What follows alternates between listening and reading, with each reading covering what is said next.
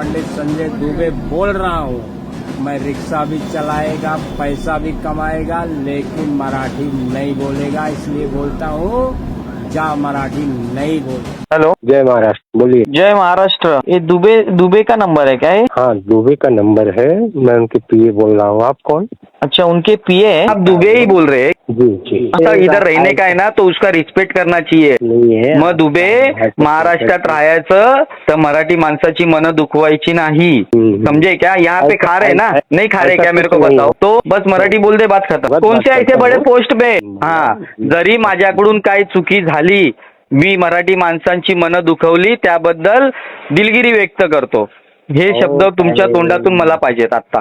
मला माहित है, हाँ। बट क्या है ना सर कि आपकी भाषा सुन के मुझे बहुत प्यारा लगा। हाँ। क्योंकि आपकी लैंग्वेज से ना मुझे इतना अंदर गुदगुदी लग गई। गुदगुदी नहीं, अभी तुम मेरा आईडी देखेंगे ना, तो आपको ना गुदगुदी के साथ में सब हो जाएगा. मगर हम लोग के ऊपर मैं क्या बोला, दिगे साहब के संस्कार है, पहला प्यार से बोलो, उसके बाद में जब नहीं मानते या नहीं कुछ अलग उसमें हो रहा है, तो हम लोग अपने शिवसेना के स्टाइल से हम लोग बताएंगे. पहिला तुम मराठी में बोलो, मीची मन दुखवले त्याच्याबद्दल दिलगिरी व्यक्त करतो, ये मराठी में बोलो, तब आपण अगले वाले टॉपिक पे जाते.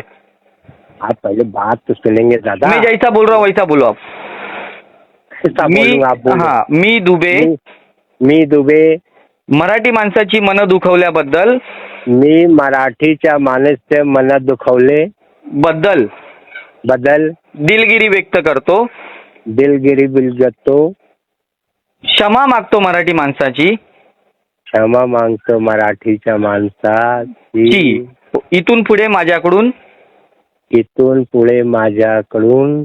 कुठल्याही मराठी आणि परप्रांतीय ह्याच्यामध्ये मतभेद होणार नाही.